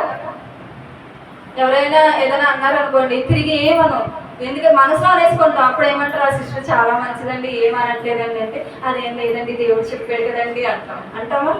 కానీ ఇంట్లో ఏం చేస్తాం, మన ప్రతాపం అంతా చూపించేస్తాం అన్నమాట. ఇదంతా నిజమైన భక్తి కాదండి. నేను అసలు ప్రతిరోజు చర్చిలోనే పడుకున్నా, నన్ను దేవుడు పరలోకం తీసుకెళ్ళడు. దేవగారు పొద్దున్న లేస్తే ఎప్పుడు చర్చిలోనే ఉంటాను, ఇక్కడే పడుకున్నాను, ఇక్కడే తిన్నాను, ఇక్కడే తాగాను. ఆ భక్తి ఏమి దేవుని ఎదుట సరిపోదన్నమాట. ఏం చేయాలి మనం? ఈరోజు మనకి ఈ మాటలు వింటే పశ్చాత్తాపం కలగాలి. అదేంటో గోదావరి జిల్లా వాళ్ళకి కొంచెం వెటకారం ఎక్కువ కాబట్టి ఏదన్నా కానీ నవ్వుతున్నారు కదా. మాది కూడా గోదావరి జిల్లా అండి, నేను నన్ను కూడా కలుపుకునే అంటున్నాను కదా. ఈ మాటలు అంటే మనకి దుఃఖం కలగాలి. అదేంటి, నా జీవితం ఇంకా అలానే ఉందా? దేవుడేంటి, నేను దేవుని సన్నిధిలోనే కూర్చున్నా, తిరిగిరా అంటున్నాడు. ఏంటి, దేవుని సన్నిధిలోనే కదా మనం కూర్చున్నాం, కానీ ఆయన ఏమంటున్నాడు, తిరిగి రా అని చెప్పి పిలుస్తున్నాడు. ఎందులోంచి తిరిగి రావాలి అది మీకే తెలియాలి కదండి. ఆ 3 విషయాల్లో ఏ విషయంలోంచి నేను తిరిగి రావాలి? ఎంతకాలం ఇలాగే ఉంటాను చెప్పండి? ఒక మంచి సాక్ష్యంతో చచ్చిపోతే ఎంత బాగుంటుందో కదా. ఎప్పుడైనా కోరుకున్నారా? అసలు ఎప్పుడైనా ఈ అమ్మాయి వచ్చిన దగ్గర నుంచి కదా. మరి దేవుడి యొక్క మాటలు వినకుండా ఆయన నా కోసం మరణించాడు, ఆయన నా కోసం ఎప్పుడో సిలువలో బలియాగం అయిపోయాడు అనే విషయం మనం మర్చిపోయి దేవుడికి కానుకలు తెచ్చేసి రోజు అసలు ప్రార్థన మానకుండా వెళ్ళిపోతే అది దేవుడికి సంతోషం అంటారా? సంతోషం అంటారా? ఆయన మరణించాడని మనం ఎప్పుడో మర్చిపోయాం కదండి. గుడ్ ఫ్రైడే అప్పుడు గుర్తొస్తుంది మనకి, యేసు ప్రభు మరణించాడు, అది కూడా నా పాపం కోసం మరణించాడు. అది ఎంత బాధాకరమైన విషయం చెప్పండి. ఈరోజు క్రైస్తవులు అందరూ అలా ఉన్నారు కాబట్టి అన్నిల్లో దేవుని నామం ఎంతో దూషింపబడుతుంది కదా. ఎవరికి బాధ కలగట్లేదా? నా యేసు ప్రభు నిన్ను మాట్లాడుతున్నారే, నా వల్లే అంటున్నారని ఎప్పుడు బాధ కలగలేదా మీకు? కలిగిందండి. ఎప్పుడైనా కాలేజ్లో కానీ మీ యొక్క బంధువుల్లో కానీ చెప్పగలుగుతూ వచ్చారా, యేసు ప్రభు నా పాపం కోసమే మరణించాడు, అందుకే నన్ను ఎవరైనా తిట్టినా తట్టుకుంటున్నానని చెప్పారా? ఇదే సాక్ష్యం అండి. నాకు జ్వరం తగ్గిపోయింది, నాకు కాళ్ళ నొప్పులు తగ్గిపోయింది. అది కొత్తలో మన దేవుళ్ళో పుట్టిన కొత్తలో సాక్ష్యాలే. ఇప్పుడు నేను పుట్టి 10 సంవత్సరాలు అవుతుంది, 15 సంవత్సరాలు అవుతుంది అనుకోండి. అప్పుడు ఎలాంటి సాక్ష్యం చెప్పాలి? ఎలాంటి సాక్ష్యం చెప్పాలండి? యేసు ప్రభు నా కోసం మరణించాడు, అందుకే నేను ఇది చెయ్యట్లేదు అని చెప్పి చెప్పగలగాలి. అదే మన శరీరాన్ని మనము నలగొట్టుకోవడం. ప్రతి ఒక్కరికి రోషం ఉంటుందండి, ఎవరికైనా, ఎంత అమాయకులకైనా ఏముంటుంది? రోషం, పౌరుషం అన్నీ ఉంటాయి. ఎందుకంటే అవన్నీ ఎక్కడి నుంచి కొనుక్కొని తీసుకురావట్లేదు, పుట్టుకతోనే మనకి వచ్చేసినాయి అన్నమాట. అయితే దాన్ని నలగొట్టుకోవడమే క్రైస్తవ జీవితం, దాన్ని నలగొట్టుకోవడమే ఉపవాసం. ఒక మాట అనడం చాలా సులభం అండి, కానీ మనకి అనాలనిపించి కూడా ఆపుకుంటాం చూసారా, అదే నిజమైన భక్తి. దాన్నే యేసు ప్రభు కోరుకుంటున్నాడు. అంతేగాని నేను వెళ్ళిపోయి రోడ్డు మీద వాక్యం చెప్పేసి తర్వాత వచ్చి వాళ్ళు అలాంటి కదా. మీలో నిజంగా చెప్పండి, నేను ఎప్పుడు ఏ వ్యక్తి గురించి వాళ్ళు లేకుండా మాట్లాడలేదండి అన్నవాడు చెయ్యొద్దండి. రక్షింపబడిన తర్వాత, రక్షింపబడక ముందు గురించి నేను అడగట్లేదండి. యేసు ప్రభువులోకి వచ్చిన తర్వాత ఒక వ్యక్తి లేకుండా ఆ వ్యక్తుల గురించి నేను చెడ్డగా మాట్లాడలేదండి అన్నవాడు చెయ్యొద్దండి. చూడండి, ఇక్కడే మన భక్తి అర్థమైపోతుంది. నిజంగా దేవుడు బాధపడుతున్నాడండి. ఎంతకాలం మనం దేవుడిని బాధపడతామని చెప్పండి. అంటే మనల్ని దేవుడు సంతోష పెట్టాలి, కానీ మనం దేవుడిని బాధపెట్టచ్చా? ఏదో పేరుకి క్రైస్తవురాలుగా నేను బ్రతికేస్తే నేను ఎందుకండి, ఇంకెవరైనా బ్రతకొచ్చు. కానీ ఆయన కోరుకునేది అది కాదు. తిరిగి వచ్చే సమూహం ఉంది కదా, ఆ పాపాన్ని విడిచి ఆ పాపం నిమిత్తమై ఏడుస్తూ దేవుని దగ్గరకు వచ్చే సమూహం ఉంది కదా, ఆయన కోసం ఆయన ఎదురు చూస్తున్నాడు. అంతేగాని నేను అందరి నుంచి తిరిగి రాను, కానీ నేను నీకు ఇదేస్తానంటే అమ్మ నేను నేను కొడతా మాత్రం ఆపనమ్మా, కానీ నీకు అద్దెల్లు కట్టిస్తానంటే మీరు సంబరాలు చేసుకుంటారా? నా కొడుకు నేను కొడతాడులే కానండి, బంగారం పెద్దలు కట్టిస్తానన్నా నాకు అని చెప్తారా? మీరు సమాజంలో వెళ్ళి చెప్తారా? చెప్పలేనాడు. ఏమి కట్టిపోకపోయినా పర్లేదు, కానీ ప్రేమగా చూసుకోవాలి అనుకుంటాం. మరి యేసు ప్రభు దగ్గర మనం ప్రతిరోజు చెప్తున్నది చేస్తానని ప్రార్థన ఏంటి చెప్పండి? ఏం చేస్తున్నాం ప్రతిరోజు? ప్రభు నువ్వు చెప్పినట్టు అందులోంచి తిరిగి రాలేను కానీ, ఇందులోంచి తిరిగి రాలేను కానీ, అది వదలలేను కానీ, ఇది వదలలేను కానీ, నీకు చెప్తానే కదా. అదేనండి మన భక్తి. దాన్ని బట్టి దేవుడు సంతోషిస్తాడంటారా? దయచేసి ఎవరో నా మాటలు వ్యక్తిగతంగా తీసుకొని బాధపడద్దండి. అది దేవుని వాక్యం, దేవుని బాధని దేవుడు పంచుకుంటున్నాడు. ఎప్పుడు మనం ప్రార్థనలో ఏం చేస్తాం చెప్పండి? ఎప్పుడు మన బాధని చెప్పుకుంటాం కదా, ఏడుస్తాం కదా. ఎవరైనా తిడితే ప్రభు నన్ను అంత మాట అన్నారు, ఇంత మాట అన్నారు అని తిట్టి క్షమించాలి. బాధపడుతూ ప్రార్థన చేసుకుంటాం కదా, చేసుకుంటామా? మరి యేసు ప్రభు బాధ ఎవరు వినరా? అదేంటంటే దేవుడు కదా, ఆయన ఎందుకు బాధపడతాడంటే ఆయన దేవుడే, కానీ మనకు తండ్రిగా కూడా ఉన్నాడు. ఈ రోజు అందరూ యేసు ప్రభుని దేవుడుగానే చూస్తున్నారు, తండ్రిగా చూడడం ఎప్పుడో మర్చిపోయారు. మనకు అవసరమైనప్పుడు తండ్రి, ప్రభు నాకు అది కావాలి కదా, ఇచ్చే, నువ్వు నా తండ్రి కదా అని వాగ్దానాన్ని వాడేస్తారు. కానీ ఆయన కోసం జీవించాల్సి వచ్చినప్పుడు మరి తండ్రి లక్షణాలు అయ్యి పిల్లలకి ఎవరి లక్షణాలు వస్తే సంతోషపడతారండి తల్లిదండ్రులు? పిల్లలు ఎలా ఉండాలి? అయితే తల్లిలా ఉండాలి, లేకపోతే తండ్రిలా ఉండాలి, లేకపోతే నాన్నమ్మలాగో అమ్మమ్మలాగో అక్కలాగో ఉండాలి కదా. అప్పుడే ఏం కలుగుతుంది? సంతోషం కలుగుతుంది. లేకపోతే సంతోషం కలగదు కదా. మరి తండ్రి, మనం తండ్రి అని పిలుస్తున్నాం కదా, ప్రభు నువ్వు నాకు తండ్రి కదా, నాకు అదివి ఇదివి అని అడుగుతున్నాం కదా. అడుగుతున్నామా? అడగరా? మీరు ప్రార్థనలో అడుగుతాం కదండి. అడగాల్సి వచ్చినప్పుడేమో తండ్రి, బ్రతకాల్సి వచ్చినప్పుడేమో పరాయుడా దేవుడు మనకి. చెప్పండి. మన యొక్క వ్యక్తిగత జీవితంలో మనం బ్రతికే క్రైస్తవ్యం అండి. అంతకు మించి చర్చిలో వచ్చి మనం చేసేది కాదు. అంటే రేపటి నుంచి చర్చికి రావడం మానేకండి, అర్థమవుతుందా? చర్చికి కూడా రావాలి, కానీ మన యొక్క పాపం నుండి తిరిగి రాకుండా అలానే వస్తూ ఉంటే ఎవరికి ఉపయోగం లేదు అని చెప్తున్నాను. మన ఈరోజు బ్రతికే రేపు పొద్దుట మన సాక్ష్యం. మనం అనుకుంటాం నేను చెప్తే సాక్ష్యం అని, కానీ మనం చెప్పకుండానే ఈరోజు మనం బ్రతుకుని బట్టి రేపు మనం చనిపోయినా ఎవరో ఒకళ్ళు చెప్పుకుంటారు. ఊరికే మొహమాటానికి చెప్పే మాటలే కాదండి, లోకంలో మొహమాటానికి చెప్పే మాటలే ఉన్నాయి, కానీ నిజంగా యథార్థంగా చెప్పే మాటలు కలిగిన వాళ్ళు కూడా అక్కడక్కడ కొంతమంది పరిస్థితులు ఉన్నారు కదా. అలాంటి వాళ్ళ చేత మనకేం కలుగుతుంది? సాక్ష్యం అనేది పలకబడుతుంది. మర్చిపోతూ వచ్చామండి మనం, యేసు ప్రభు నా కోసం మరణించాడని. ఈ రోజైనా జ్ఞాపకం చేసుకోండి, ఆయన నా కోసం మరణించాడు. ఆయనకి ఇవ్వడానికి నాకు ఈ దేవుడే ఎందుకు కావాలి చెప్పండి? అంబానీకి ఏమన్నా యేసు ప్రభు ఆ దేవుడు? కానీ లోకంలోనే గొప్ప ధనికుడు తెలుసా మీకు? వాళ్ళ ఇంట్లో పనులుగా కూడా నన్ను అయితే పెట్టుకోరు, అంత గొప్పోడు. మరి ఆయన దేవుడు యేసు ప్రభు. డబ్బులు కావాలంటే యేసు ప్రభు దగ్గరికి రావక్కర్లేదండి, ఇంకా ఏమైనా కావాలంటే యేసు ప్రభు దగ్గరికి రావక్కర్లేదు. కానీ ఒకే ఒక విషయం, నా పాపం నుంచి నేను బయటికి రావాలి, నాకు పూర్తిగా మనశ్శాంతి కావాలి, నేను నీతిగా బ్రతకాలి. ఎవరో నన్ను చూసి నీతిగా బ్రతికేమంటాం కాదు, యేసు ప్రభువే నన్ను చూసి నువ్వు నీతిగా బ్రతికేవని చెప్పాలి. ఆ బ్రతుకు కోసం నాకు ఎవరు కావాలి? యేసు ప్రభు కావాలి. అప్పుడు ఆటోమేటిక్గా అన్నీ వస్తాయండి. ఏమున్నా లేకపోయినా సంతోషం మన జీవితంలో కలుగుతుంది అనమాట. అయితే దేవుడిని మర్చిపోయి ఎంతకాలం బ్రతుకుతాను చెప్పండి? ఊరికే బైబిల్ని పట్టుకున్నంత మాత్రాన దేవుడు మనకు గుర్తున్నట్ట, పాట పాడినంత మాత్రాన దేవుడు మన కోసం చేసిన త్యాగం మనకు గుర్తున్నట్ట.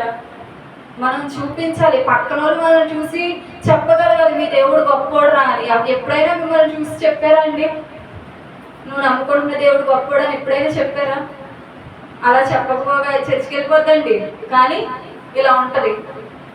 అన్నారా? ఆ మాట అన్నారా మిమ్మల్ని చూసి?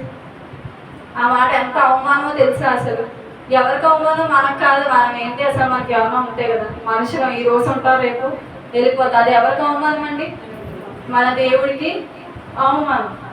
మనకు అన్యాయమే జరిగినా కానీ తట్టుకోవడమే నలగొట్టుకోవడం. ఒకసారి చూడండి, మొదటి పేతురు పత్రిక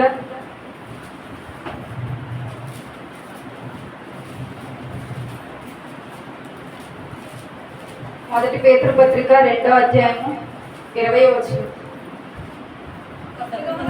తప్పిదమునకై దెబ్బలు తిన్నప్పుడు మీరు సహించిన ఎడల మీకేమి గనము మేలు చేసి బాధపడినప్పుడు మీరు సహించిన ఎడల అది దేవునికి హితమవును.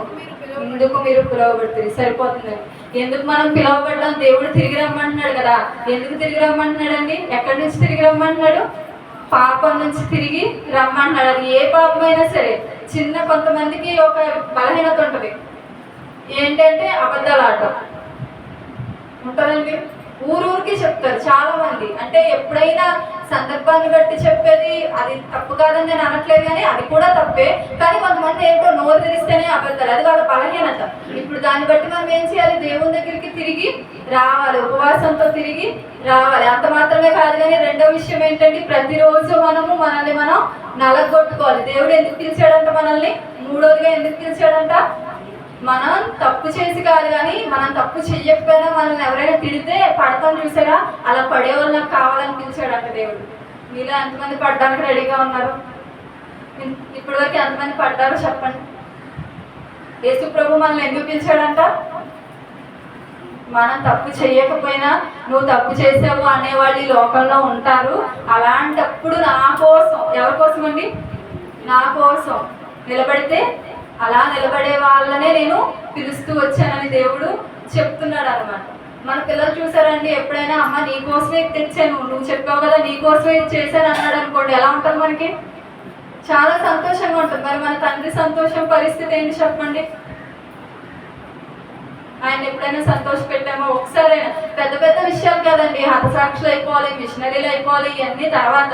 అసలు చిన్న చిన్న విషయాలు ఎప్పుడైనా యేసు ప్రభువుని సంతోష పెట్టారా? ఏదైనా చిన్న విషయాలు ఏదైనా ఒక చిన్న సందర్భంలో నన్ను మా అత్తగారు తిట్టింది, నేను తిరిగి తిట్టకుండా ఉన్నాను. ఎందుకు తిట్టకుండా ఉన్నానో తెలుసా అని ఆయన యొక్క మందిరం, ఆయన యొక్క సన్నిధిలోనికి వెళ్ళి, ప్రభువా ఈ రోజు మరి నేను తిట్టకుండా ఉన్నాను, ఎందుకో తెలుసా, నువ్వు చెప్పావు కదా, నువ్వు అందుకే పిలిచావు కదా. ఎప్పుడైనా మాట్లాడారు కదా? ఎప్పుడైనా చెప్పారా? నా ఫ్రెండ్స్ నన్ను త్రాగడానికి పిలుస్తున్నారని చెప్పి సహోదరులు, అన్నయ్యలు ఎవరైనా పిలిచారు అనుకోండి, అప్పుడు ఏం చేయాలి? అమ్మో నా శరీరాన్ని నేను నలగొట్టుకోవాలి, నాకు కూడా తాగాలని ఉంది కానీ నేను ఏం చేయకూడదు, తాగకూడదని చెప్పి మనం అక్కడి నుంచి వెళ్ళిపోతే మనం ఏం చెప్పగలం? దేవుడి సన్నిధికి వెళ్ళి ఏం చెప్పగలం? ప్రభువా నీకోసం వదిలేసాను తెలుసా కదా. ఎంత గర్వంగా ఉంటుందో కదా అలా చెప్తే, అవునా కదా? ఎప్పుడైనా చెప్పగలిగారా? అవకాశం ఎప్పుడైనా ఇచ్చారా మీరు దేవుడికి? అసలు నిన్ను సంతోషపెట్టడం కోసమే అది వదిలేసాను తెలుసా నేను చెప్పారా? ఎప్పుడైనా చెప్పారా? అదే భక్తి అండి, అదే నిజంగా మనం ఆయన కోసం బ్రతికే భక్తి. దానికోసమే దేవుడు ఏం చెప్తున్నాడో తెలుసా? తిరిగి రండి. రోజు చేర్చుకొచ్చింది అన్నీ మెచ్చుకుంటున్నాను నేను, కానీ దాని నుంచి తిరిగి రండి, నన్ను సంతోష పెట్టండి. నేను మిమ్మల్ని ఎందుకు పిలిచానో తెలుసా? లోకంలో పోరాటం ఉంటుందండి, ఎవరికుండా చెప్పండి. ఏ అత్తగారికి కోడలికైనా పోరాటం ఉంటుంది, ఏ భర్తకి భార్యకైనా పోరాటం ఉంటుంది. మన శరీరానికి ఆత్మకే పోరాటం, అవునా కదా? సొంత శరీరానికి ఆత్మకే పోరాటం. అంత మాత్రమే కాదు కానీ అమ్మకి కూతురికి కూడా పోరాటమే కొన్ని విషయాల్లో. అమ్మగారేమో అది చేయొద్దు అంటారు, కూతురేమో ఈ రోజు ట్రెండ్ ఎలా ఉందో తెలుసా, మా ఫ్రెండ్స్ ఎలా ఉంటారో తెలుసా, అది కూడా పోరాటమే కదండి. కానీ ఇవన్నీ జయించాలంటే మనకి ఏం కావాలి? ఉపవాసం ఉండి తిరిగి దేవుని యొద్దకి రావాలి, తిరిగి రావాలి, వచ్చి ఆయన అడగాలి. నేను ఇందులో ఉండలేకపోతున్నానని చెప్పి దేవుణ్ణి అడగాలి. అలా శారీరకంగా ఉపవాసం ఉండడం మాత్రమే కాదు కానీ రెండోదిగా ఏం చేయాలండి? ప్రతిరోజు మనం శరీరాన్ని నలగొట్టుకోవాలి. ప్రతిరోజు నేను అన్నం తినకుండా తాకుండా ఉండలేను ప్రభువా, కానీ ఈ పోరాటంలో నేను జయించాలి అని చెప్పి మనం ఏం చేయాలి? దేవుని సన్నిధిలో అడగాలి. చిన్న చిన్న విషయాలు జయించొచ్చి దేవుని సన్నిధిలో ప్రార్థన చేయండి. ఎంత సంతోషంగా ఉంటుందో తెలుసా? ఎప్పుడు చూసినా ఏడుపు వేసుకొని వచ్చి, దేవా పాపిని క్షమించు, ఈ రోజు పడిపోయాను, నిన్న పడిపోయాను, మొన్న పడిపోయాను. పడిపోతాం కాదని నేను అనట్లేదు, కానీ ఎంతకాలం పడిపోతాం చెప్పండి? ఎంతకాలం పడిపోతాం? చిన్నపిల్లలు పదే పదే పడిపోతే ముద్దు, నడుస్తా ఉన్నాడు కొత్తలో పడిపోయాడంటే ముద్దు పరిగెత్తుకుంటూ వెళ్ళి లేపుతుంది అమ్మ. నా అంత అయ్యకు కూడా పదే పదే ఇక్కడి నుంచి అక్కడికి నడుస్తానే పడిపోయాను అనుకోండి, ఏమనుకుంటారు మీరు? పాపం సిస్టర్కి ఏదో రోగం ఉంది అనుకుంటారా? అలాగే మన ఆత్మీయ జీవితం కూడా అంతేనండి. కొత్తలో దేవుని తెలుసుకున్న కొత్తలో నిలబడలేక పడిపోవడం, జారిపోవడం, క్షమించమని అడగడం, ఇవన్నీ కామనే. కొన్ని బలహీన సమయాల్లో కూడా అదంతా ఓకే, కానీ ఆయన సంతోషపెట్టిన దినాలు అయ్యి అని అడుగుతున్నాను. అసలు గుర్తుందా ఆయన మరణించడని, ఆయన పిలిచేయడని? ఇవన్నీ గుర్తుంటే మనం ఏం చేయగలుగుతామండి? దేవుణ్ణి సంతోషపెట్టగలుగుతాం. ఎప్పుడైనా సరే దేవుని సన్నిధిలోకి వచ్చి చెప్పగలుగుతాం, యేసయ్యా నువ్వు చెప్పావు కదా, అందుకే నేను మా అత్తగారితో గొడవ పడలేదు, అందుకే నేను పలానా వ్యక్తిని తిరిగి తిట్టలేదు, అందుకే నేను ఎవరి మీద కోపపడలేదు, అందుకే నేను టీవీ చూడటం మానేశాను, అందుకే నేను సీరియల్ చూడటం మానేశాను. చెప్పగలరా అండి? ఇక్కడ ఎక్కువ మంది స్త్రీలు ఉన్నారు కాబట్టి అడుగుతున్నాను, చెప్తారా మీరు? నేను దేవుని తెలుసుకోకముందు టీవీలు చూసేదాన్ని, ఇప్పుడు చూడట్లేదు అన్న వాళ్ళు చేయి చూపించండి. టీవీ చూస్తున్నారు అయితే మీరు? ఇంకా చూస్తున్నారు. మళ్ళీ ఎందుకని దేవుని వాక్యం పని చేయట్లేదో తెలుసా అండి? అది జయించలేకపోవడం వల్లే. టీవీలు చూడండి, మనం ఎక్కువ దేంతో సమయాన్ని గడుపుతామో అలాగే మన జీవితం మార్చబడుతుంది. ఎక్కువసేపు వాక్యం చదివామనుకోండి, దేవుని వాక్యం మనలో నిలబడుతుంది అనమాట. ఎంతకాలం కూర్చుంటాం చెప్పండి? సినిమాలు చూడకూడదని నాకు తెలియదండి, ఎవరు చెప్పలేదండి అన్నవాళ్ళు చేసి చూపించండి. సినిమా చూడటం పాపమని నాకు అసలు తెలియదండి అని చెప్తాను. తెలుసు కదండి, ప్రతి ఒక్కరికి తెలుసా? పోనీ ఎప్పుడైనా దానికోసం ప్రార్థన చేశారా? యవనస్తులు ఉన్నారు, ఎప్పుడైనా ప్రార్థన చేశారా? నేను టీవీ చూడకూడదు ప్రభా, ఆ హీరో కొరియన్ సిరీస్ అవి ఇవి చూడకూడదని ప్రార్థన చేశారా? చూస్తారా మీరు? దేవుని స్తోత్రం. చేశారా? ఎప్పుడైనా ప్రార్థన చేశారా? ఏదైనా బలహీనత అండి, అవన్నీ జయిస్తేనే మనం ఏం చేయగలుగుతాం? దేవుణ్ణి సంతోష పెట్టగలుగుతాం. మనమే ఎప్పుడు సంతోషాన్ని పొందుకుంటామా? మన బిడ్డ మనల్ని సంతోష పెట్టాలని మనం కోరుకోమా? ఎందుకు పిల్లల్ని చదివిస్తున్నారండి మీరు అంటే ఏం చెప్తారు తల్లిదండ్రులు? ఏముందండి మాకు డబ్బులు ఎక్కువ చదివిస్తున్నాం అంటారా? ఎందుకు చదివిస్తున్నారని చెప్తారు? పెద్ద అయిన తర్వాత బాగా అయ్యి మాకు మంచి పేరు తేవాలని సంతోషపెట్టాలని చదివిస్తున్నాను అంటారు కదండి. శారీరకంగా ఉన్న మనకే ఇన్ని ఆలోచనలు ఉంటే మనం పుట్టక ముందే వాడు ప్రేమించాడంట ఆయన. ఎప్పుడండి? మనం పుట్టక ముందే పుట్టి ఈ రూపం ఆ రూపం రాలేదు. తెల్లగా ఉంటే కొంతమంది భలే ప్రేమిస్తారు, కొంచెం లావుగా ఉంటే ప్రేమిస్తారు, కొంచెం సన్నగా ఉంటే వాళ్ళ వాళ్ళ టేస్ట్ని బట్టి కదా. కానీ దేవుడు అవేం చూడాలి. మనం పిండం ఎలా ఉంటుందో తెలుసా అండి మీకు? తెలుసా? బయాలజీ స్టూడెంట్స్ ఎవరైనా ఉన్నారా? పిండం ఎలా ఉంటుంది చూడడానికి అసలు చాలా భయంగా ఉంటుంది. ఇంకా అప్పుడప్పుడే మాంసం, అదంతా మాంసపు ముద్దను ప్రేమించగలరా? పచ్చి మాంసాన్ని ప్రేమిస్తారా అండి మీరు, లేకపోతే చికెన్ ఫ్రైని ప్రేమిస్తారా? చికెన్ ఫ్రైయే కదా, ఎందుకని చూడడానికి బాగుంటుంది, స్మెల్ బాగుంటుంది తింటాము. అలాగే మనుషులు కూడా మనకు రూపం ఏర్పడక ముందు మనం అలా మాంసం ముద్దలానే ఉన్నాం. కానీ అప్పుడే ఆయన మనల్ని ఏం చేస్తూ వచ్చాడు? ప్రేమించాడు. అప్పుడే ఆయన మనల్ని ఏర్పరచుకున్నాడు. ఈరోజు ఎంతో మంది ఈ లోకంలో లేరు. అప్పుడే పుట్టి చనిపోయిన వాళ్ళు, కడుపులో చనిపోయిన వాళ్ళు, దేవుళ్ళు ఎదగాలనుకుని ఆశపడి చనిపోయిన వాళ్ళు, ఇలా చాలా మంది ఉన్నారండి. కానీ ఈ రోజుకి మనం బ్రతుకున్నాం, అది కూడా దేవుని సన్నిధిలో ఉన్నామంటే అది దేవుని గొప్ప కృప. చాలా మంది ఈ రోజుకి వాక్యాన్ని అంగీకరించలేని పరిస్థితి, దుష్టుడి చేత పట్టబడి ఉన్నారు. అలాంటి వాళ్ళు దేవుళ్ళకి రావాలంటే ఫస్ట్ మనము తిరిగి రావాలి. ఎంతకాలం ఇలాగే ఉంటాం చెప్పండి? యేసు ప్రభు నా దేవుడని ఒక మాటతో సరిపెట్టేసుకునేది క్రైస్తవ జీవితం కాదు. మనం ఏం చేయాలి? ప్రతిరోజు మన శరీరాన్ని నలగొట్టుకోవాలి. అలా నలగొట్టుకునే ప్రాసెస్లోనే మూడో మాట ఏంటండి? మిమ్మల్ని అందుకే తెలుసు, మీకు ఎప్పుడైనా బాధ కలిగింది అనుకోండి, ప్రభువా నేను చేయని తప్పు కనేస్తున్నారు అని అనిపించింది అనుకోండి, వెంటనే మనకి ఏ వాక్యం గుర్తు రావాలి? 1 పేతురు పత్రిక గుర్తు రావాలి. నేను కూడా యవన కాలంలో ఉన్నాను, నేను కూడా నా యొక్క అనుభవాలను బట్టే నేను చెప్పగలుగుతున్నానండి. ఊరికే వచ్చి ఇక్కడ ఉన్న వాక్యాలు చెప్పేసి వెళ్ళిపోతే దేవుని ఎదుటైపోతే నేను నిలబడాలి కదా. నేను కూడా కాలేజ్లో ఉన్నప్పుడు ఇంకా ఫ్రెండ్స్ ఎవరైనా ఏదైనా అన్నప్పుడు మనం చెయ్యడానికే అంటారు, అప్పుడు ఎంతో బాధ కలుగుతుంది. ఏం చేయాలి అప్పుడు? మనం కూడా తిరిగి అరిచేసి తిరిగి తిప్పేసి అప్పుడు మన యొక్క సాక్ష్యం ఏమవుతుందండి? నేను తర్వాత వెళ్ళాలి, యేసు ప్రభుని నమ్ముకుంటారా? ముందు నువ్వు సరిగ్గా ఉండు అంటారు కదా. ఆ సమయంలోనే మనం ఏం చేయాలి? నలగొట్టుకోవాలి. నేను చెయ్యని దానికే అంటున్నారు. ఇక్కడ చాలా మంది యొక్క జీవితంలో జరిగేది ఏంటో తెలుసా అండి? నేను చెయ్యని దానికి అంటున్నారు అక్క, అందుకే నేను అంటున్నాను. నేను చెయ్యని దానికి అంటున్నారు, అందుకే వచ్చేసాను ఇంట్లో నుంచి, అందుకే ఎదిరించాను, అందుకే ఇలా ఉన్నాను అలా. కానీ దేవుని వాక్యం ఏం చెప్తుంది? నువ్వు చెయ్యని దానికే అంటారమ్మా, అందుకే నేను నిన్ను పిలిచాను అంటున్నాను.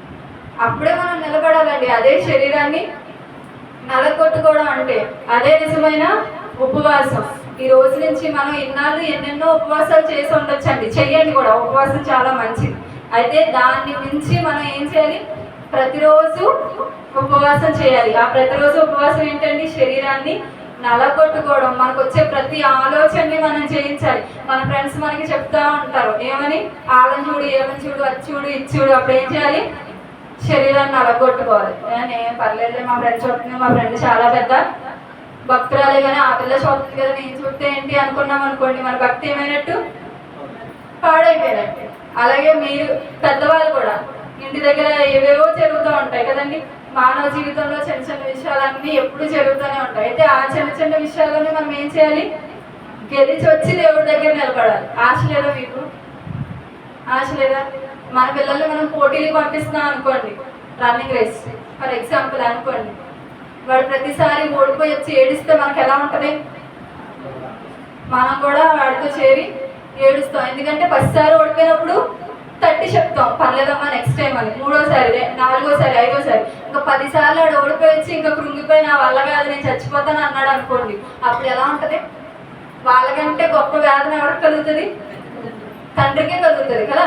మరి మనం కూడా మన జీవితంలో ప్రతిసారి ఓడిపోయి వచ్చి క్షమించి ప్రభా, క్షమించి ప్రభా, క్షమించి ప్రభా ప్రతిసారి. మరి గెలిచిన జాబితాలు చూపించండి. అసలు గెలిచి వచ్చి ఆ గర్వంతో, గెలిచిన గర్వం అండి, ఇది పాపపు గర్వం కాదు, గెలిచిన ఆనందం ఉంటుంది కదా. గెలిచిన ఆనందంతో దేవుని ఎత్తుకొచ్చి, ప్రభువా నువ్వు చెప్పావు కదా, అందుకే గెలిచాను నేను, అందుకే నీకోసమే చేశానని ఒక సంతోషంతో ఆయన స్తుతించిన దినం ఉందా అండి? ఉందా? ప్రతి క్రైస్తవుడు ఇలా మారగలిగితే దేశంలో స్వతంత్రం. ప్రతి క్రైస్తవుడు ఇలా మారగలిగితే దేశంలో క్షేమం. అసలు మనమే సరిగ్గా లేనప్పుడు దేశం గురించి మాట్లాడాల్సిన అర్హత మనకు ఉందంటారా? నాకైతే లేదండి. మరి భక్తులు మీకు ఉందేమో, అది మీకు దేవునికే తెలియాలి. నాకైతే నేను దేవుని ఎదుట ఒప్పుకుంటున్నాను, నాకైతే అర్హత లేదు.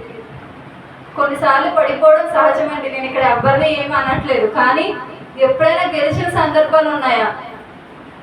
ఎప్పుడైనా ఉన్నాయా? నన్ను పలానా వ్యక్తి చేయమన్నారు, కానీ అది నేను దేవుడి కోసం చేయలేదు అన్న వాళ్ళు ఉన్నారు. అలా గెలిచి వచ్చి దేవుణ్ణి ఆరాధించారా? ఎప్పుడు క్షమాపణ ప్రార్థనే కాదు కానీ ఆరాధన ప్రార్థన కూడా ఉండాలి కదండి, స్తుతి ప్రార్థన కూడా ఉండాలి కదా, ఉండాలా లేదా? నా ఫ్రెండ్స్ నన్ను ఎంత ప్రేరేపించారు కానీ అది నేను చేయలేదు అని వెంటనే మన దేవుని సన్నిధికి వచ్చి ఏం చేయాలి? నీ కృపను బట్టే నేను చేయలేదు ప్రభా, నీ కృపను బట్టే నేను నిలబడ్డాను ప్రభా అని ఆయన ఆరాధించాలి కదా.